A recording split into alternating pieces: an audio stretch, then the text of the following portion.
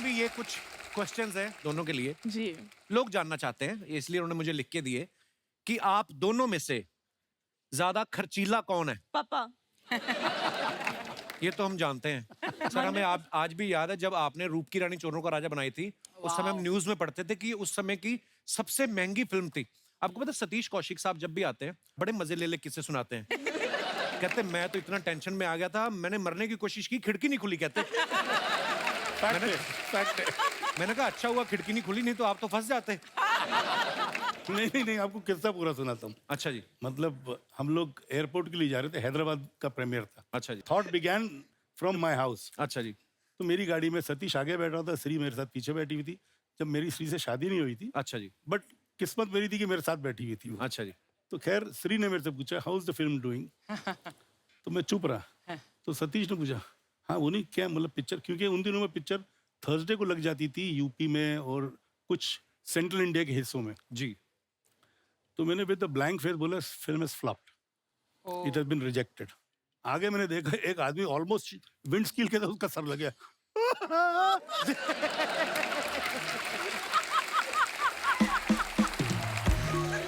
वो रोने लग गया।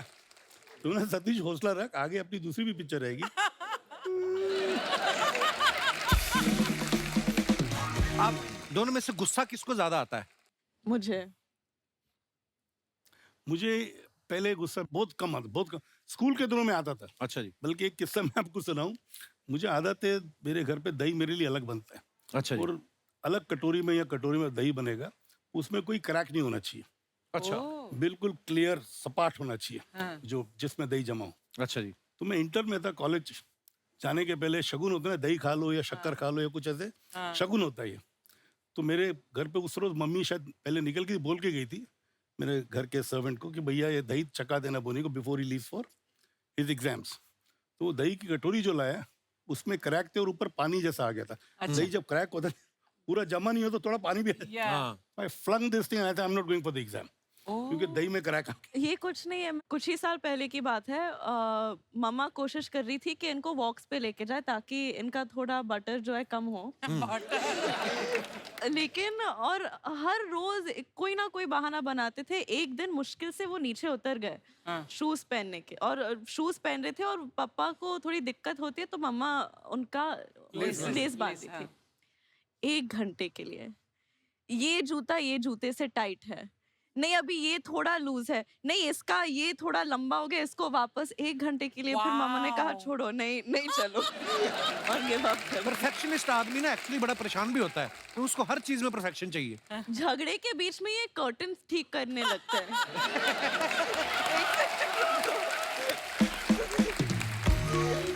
ठीक है, हमारा झगड़ा दुनिया क्यों देखे? नहीं दुनिया नहीं, मेरे को परफेक्शन की जो बात करना। लेकिन झगड़े के मैं रो रही हूँ, 1 सेकंड कर्टन का लाइन सीधा होना चाहिए। क्या बोलते हैं उसको जो बीमारी होती है ना, OCD। हाँ OCD। I'm a major, जैसे साबुन भी ठीक होना चाहिए, साबुन के नीचे पानी नहीं होना चाहिए, टॉवल सही होना चाहिए। अब जैसे इसके कमरे में जब सुबह जाता हूँ मेरे को कोफ्त होती है। क्यों? कपड़े बिखरे होते हैं, टूथपेस्ट खुला होता है, ये सब चीजें होती है। And I get totally put off by all these things. आप मेरे घर पे आओ, मेरे बेडरूम में आओ, मेरे ड्रेसिंग रूम में आओ, हर चीज हैंगर। मैं हैंगर भी स्पेशल ऑर्डर किए हुए। अच्छा। तो भैया सब हैंगर यूनिफॉर्म एक जैसे होने चाहिए। अच्छा। तो जूते का भी रैक ऐसे होना चाहिए कि मेरे को खोल के देखना नहीं पड़े। क्या बात है पापा। कि भैया सब हो और चमकते रहे जूते। एक बार मैं अपनी यही प्रॉब्लम इनसे शेयर कर रहा था। मेरे लिए प्रॉब्लम नहीं है, मुझे तो ऐसा लगता है 2 जूते रखे और एक है ना, तो मेरे का ऊपर नहीं होना चाहिए बराबर। और फिर उसको ऐसे करके पूरा ये आगे पीछे बराबर होने चाहिए।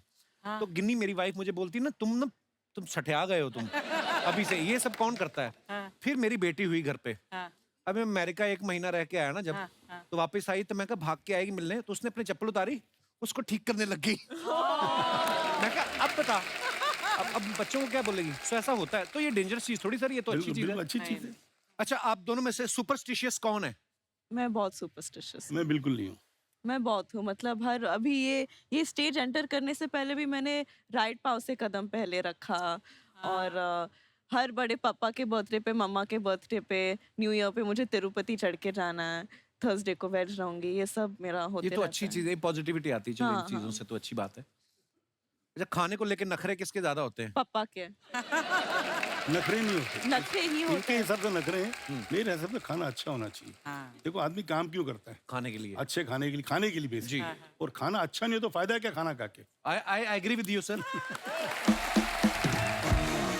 पार्टियों वार्टियों को कौन ज्यादा शौकीन है? हम देख रहे थे इस बार सारी दिवाली पार्टियों पे आपके जलवे, आप नहीं, जा रही लेकिन थी। इस बार मैं सिर्फ 5-5 मिनट के लिए गई क्यों? actually। क्योंकि मिली नाम की एक फिल्म आ रही है, इसके प्रमोशन में थोड़ी बिजी हूँ आजकल। प्रमोशन कर दिया। Smart girl.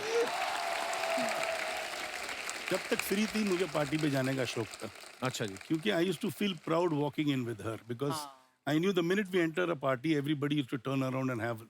मुझे ऐसा लगता है मुझे भी लोग देख रहे हैं, देखते उनको ही How थे, sweet. पर मुझे लगता है मुझे भी लोग इसी बहाने मुझे देख रहे हैं, because she always used to hold my hand and I used to hold her hand, so I used to enjoy those moments. तो जब से वो गई है तो पार्टी जाने का मतलब होता है ना कि it's not, it doesn't give me the same happiness और सेम वाइब। जहाँ पे जरूरी होता है जाना, अब जैसे इस दिवाली पे मैं कहीं नहीं गया हूँ, क्योंकि दिवाली पे सब अपने हस्बैंड वाइफ के साथ है, सब ये, तो मैं अकेला जाके क्या करूंगा? और श्रीदेवी जी को तो पूरी दुनिया इतना मिस करती है, आपकी तो लाइफ पार्टनर थी वो, और पर यही जिंदगी है सर।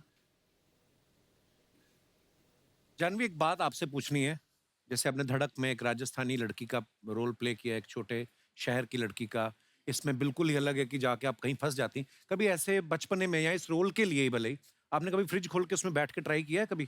नहीं, वो बचपन में करने की वजह नहीं पड़ी, क्योंकि इस फिल्म के लिए मेरे डायरेक्टर ने मुझे कहा था कि हम आपके लिए कोल्ड स्टोरेज एक्चुअल में बना रहे हैं। तो अच्छा। उन्होंने रियली एक कोल्ड स्टोरेज बना के रखा था, जो कि हर वक्त -15 से -18 डिग्रीज रहता था। तो ये सब ओरिजिनल कोल्ड स्टोरेज में हुआ है? 20 दिन के लिए हर रोज 13 से 15 घंटा मैं इस कोल्ड स्टोरेज में बिताती थी।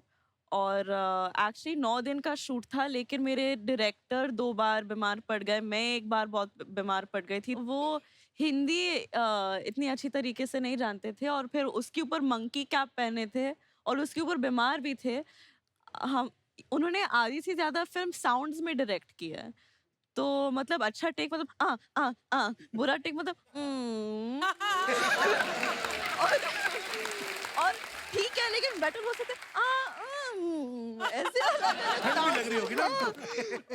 और एक ही इंस्ट्रक्शन था हर टेक में, क्योंकि हम 15-15 मिनट के टेक्स रन करते थे, और वो माइक में रहते थे और बोलते रहते शिवरिंग मोर, शिवरिंग शिवर मोर, शिवर मोर। कभी कभी मेरी हंसी निकल जाती थी, क्योंकि मैं यहाँ इमोशनल सीन कर रही हूँ, रो रही हूँ, सोच रही हूँ कि मैं मरने वाली हूँ, और बैकग्राउंड में शिवरिंग मोर,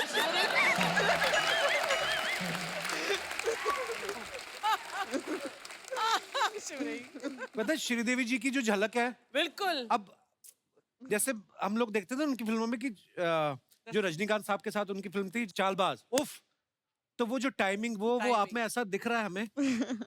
मैं ना 2 बार श्रीदेवी जी से मिला हूँ, दोनों बार मैरियट में मिला। एक बार तो कहीं जिम कर रही थी वो, एक बार वो नाश्ता डिनर कर रही थी और मैं उनके साथ थी। अच्छा, आप तब भी आप छोटी थी शायद, आज आई थिंक वो 8 साल पहले की जी, बात जी, होगी। जी।